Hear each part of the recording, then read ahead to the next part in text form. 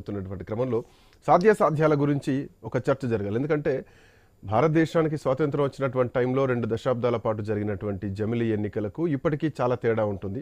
And ఆ population విషయంలో కానీ, అప్పుడున్నటువంటి బ్యాలెన్స్ సిస్టమ్ కానీ, ఇప్పుడున్నటువంటి ఈవీఎంల మిషన్లకు సంబంధించినటువంటి టెక్నికల్ సిస్టమ్ కానీ చాలా అంశాలు దీంట్లో తెరపైకి వస్తాయి. అండ్ ఇక్కడ ఎంతవరకు ఒప్పుకుంటారు, ప్రతిపక్షం ఎంతవరకు సపోర్ట్ ఇస్తుంది, అండ్ కేంద్రానికి అంత మద్దతు వస్తుందా లేదా, జేపీసీలో ఎట్లాంటి చర్చకు ఎట్లాంటి మద్దతు రాబోతోంది, చాలా అంశాలు తెరపైకి వస్తాయి. మాట్లాడదాం. పిఎన్ మూర్తి గారు రాజకీయ విశ్లేషకులు మనతో పాటు ఉన్నారు. మూర్తి గారు, గుడ్ ఈవినింగ్. వస్తా మళ్ళీ వస్తా మీ దగ్గరికి, టైం లేదు. మూర్తి గారు చాలాసేపటి నుంచి ఆల్మోస్ట్ హాఫ్ అన్ అవర్ అయిపోయింది. మూర్తి గారు, సో ఇందాక కామోజీ వెంకటేశ్వర్లు గారు కొన్ని అంశాలు లేవనెత్తారు. ఎక్కడా కూడా క్లారిటీ లేదు. బీజేపీ తీసుకున్నటువంటి నిర్ణయాల్లో క్లారిటీ లేకుండా ముందడుగు వేస్తోంది, ఒక చర్చను సాగదీస్తూ పోతోంది, ఒక పాట పాడుతోంది, కొంత కాలాన్ని టైం పాస్ చేయడానికి జరుగుతున్నటువంటి చర్చ తప్ప ఇది అంత ఈజీగా సాధ్యమయ్యేటువంటి పని కాదు అన్నది ఒక చర్చను ఆయన లేవనెత్తడం జరిగింది. సో మీరేం చెప్తారు? ముందుగా శ్రీకాంత్ జీ, మీకు ప్యానెల్లో ఉన్న మిత్రులందరికీ నమస్కారం. ఇప్పుడు మన భారతీయ జనతా పార్టీ యొక్క సంకల్పం ఏమిటి అనే దాన్ని మనం అర్థం చేసుకుంటే ఈ జమిలీ అనే ఉపద్రవం ఎందుకు వచ్చింది అనేది మనకు అర్థమవుతుంది.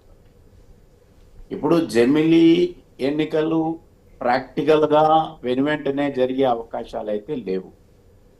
ఇక సంకల్పం వస్తే వాళ్ళు 2 చెప్తూ ఉన్నారు బీజేపీ. ఒకటి, దుబారా ఖర్చు అవుతున్నది, ఈ ఎన్నికల వ్యయం అనేది పెరిగిపోతా ఉన్నది. రెండోది, మన అభివృద్ధి చెయ్యాలి అని అంటే ఎన్నికల చుట్టూరనే తిరగాల్సి వస్తున్నది. అందుకని ఇది ప్రజలకు ఏమాత్రం ఉపయోగం కాదు అనే 2 అంశాలు ప్రధానంగా వాళ్ళు ప్రచారంలో చేస్తూ ఉన్నారు. పోతే మనకి స్వతంత్రం వచ్చిన తొలి దినాల్లో మనకి జమిలీ ఉంది, ఇప్పుడు అది అసాధ్యమేమీ కాదు అనే ఒక అంశాన్ని కూడా ముందుకు తీసుకొస్తా ఉన్నారు. మనకి స్వతంత్రం వచ్చినప్పుడు ప్రధానంగా స్వతంత్రాన్ని తీసుకొచ్చిన కాంగ్రెస్ పార్టీ, కమ్యూనిస్ట్ పార్టీలు ఉన్నాయి తప్ప ఇన్ని ప్రాంతీయ పార్టీలు, ఇన్ని రాష్ట్రాలు లేవు. ఇది కూడా మన గమనంలో పెట్టుకోవాల్సిన అవసరం ఉన్నది.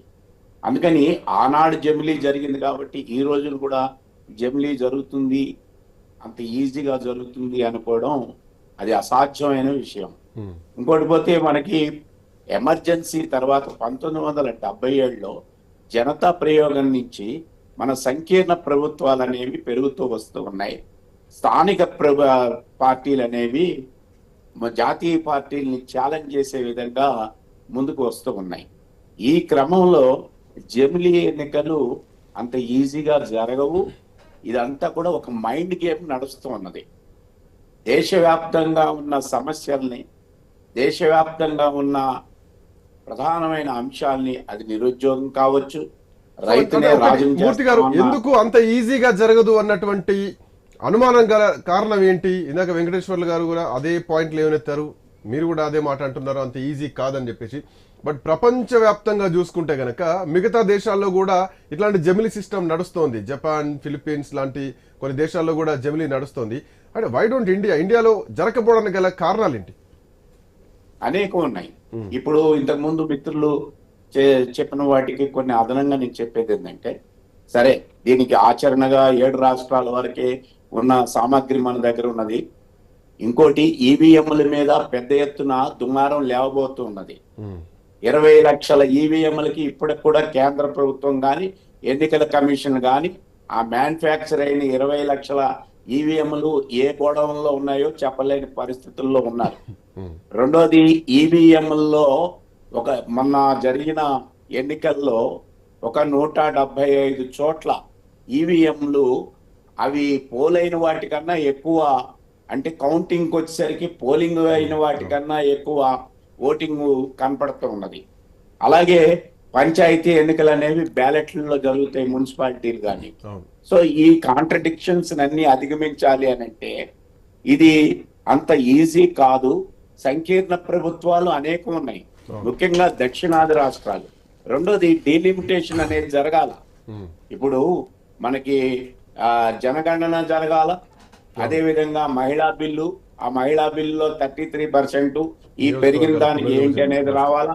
అలాగే మన రిజర్వేషన్స్ లో రీకేటగరైజేషన్ జరగాల. ఇవన్నీ మనం ముందు పెట్టుకొని జమిలీని అధిగమించడం అనేది అసాధ్యమైన విషయం. రెండోది, ఇది ఒక మైండ్ గేమ్ గా వస్తున్నది. నేషనల్ మీడియాని మేనేజ్ చేస్తున్నారు. 2027లోనే జరుగుతుంది అని అన్నారు. ఎట్లా జరుగుతుంది? 2 ఏళ్లలో జరిగే సమస్య లేదు. ఇది జరిగితే 2029 దాకా వెళ్ళాలి. నాకు 2029లో కూడా జరుగుతుందనే నమ్మకం లేదు. ఎందుకంటే ఎంతమందిని మేనేజ్ చేస్తారు? 362 మంది కావాలా ఎక్కడ? లోక్సభలో. అట్లాగే 164 మంది రాజ్యసభలో కావాలా. ఇంతమందిని మేనేజ్ చేయగలుగుతారా? రెండోది, కాంగ్రెస్ బలహీనంగా ఉంది. ఇప్పుడు 3 రాష్ట్రాలకే పరిమితమైంది. కాంగ్రెస్ కనుక బలంగా ఉండి ఉంటే కాంగ్రెస్ బీజేపీ కలిసి తప్పనిసరిగా జాతీయ పార్టీలుగా ఈ జమిలీని ముందుకు తీసుకెళ్తాయి. ఇప్పుడు కాంగ్రెస్ అనేది ప్రధానంగా దీన్ని వ్యతిరేకిస్తుంది. అందుకని కాంగ్రెస్ కున్నప్పుడు భౌగోళిక పరిస్థితులు, ఇప్పుడున్న రాజకీయ పరిస్థితుల్లో, ఈవెన్ జాయింట్ పార్లమెంటరీ కమిటీలో చర్చకు వచ్చినా గానీ అక్కడ బలం కూడా సరిపోయేటువంటి పరిస్థితి లేదు. ఎందుకంటే భారతీయ జనతా పార్టీ ఎక్స్పెక్ట్ చేసినటువంటి ఎంపీ స్థానాలు వేరు, వాళ్ళకి వచ్చినటువంటి స్థానాలు వేరు. ఇప్పుడు ప్రతిపక్షం కూటమిలో ఉన్న వాళ్ళు ఎక్కువగా ఉన్నారు. సరే, కూటమి ఎంతవరకు విచ్ఛిన్నం అవుతుంది, ఎంతవరకు మద్దతు ఇస్తారన్న విషయం ప్రస్తుతానికి అది మనం అంచనా వేయలేకపోయినా కానీ అంత సాధ్యం కాదండి. ఇప్పుడు రెండోది, మల్టీనేషనల్స్. ఇప్పుడు మన రాజకీయాలు, భారత రాజకీయాలను పరిశీలిస్తే రాష్ట్రాల్లో ఉండే గుత్తాధిపత్యానికి అంటే మల్టీనేషనల్స్ కి మధ్యన వైరుధ్యాలు పెరుగుతూ ఉన్నాయి. అందులో భాగంగానే అదానీని ముందుకు తీసుకొస్తుంది బీజేపీ. అందుకని ఏకోన్ముఖంగా దీని వెనకాల ప్రెసిడెన్షియల్ రూల్ కి వెళ్లాలనే ఒక రాజకీయ సంకల్పం, తన యొక్క రాజకీయాల్ని నిర్దేశిస్తున్న ఆర్ఎస్ఎస్ యొక్క సంకల్పం అది. ఆ వైపుగా అడుగులేయాలి. రెండోది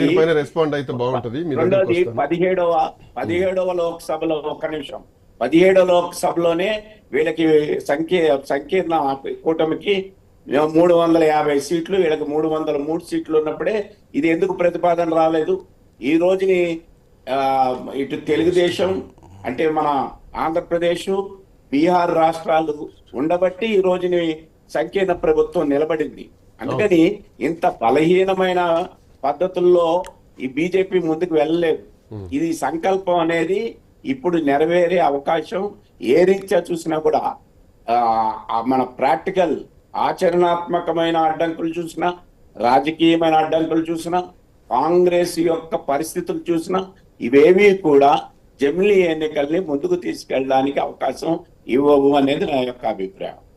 రైట్. కామోజ్ వెంకటేశ్వర్లు గారు, ఇందాక మూర్తి గారు అడిగిన పాయింట్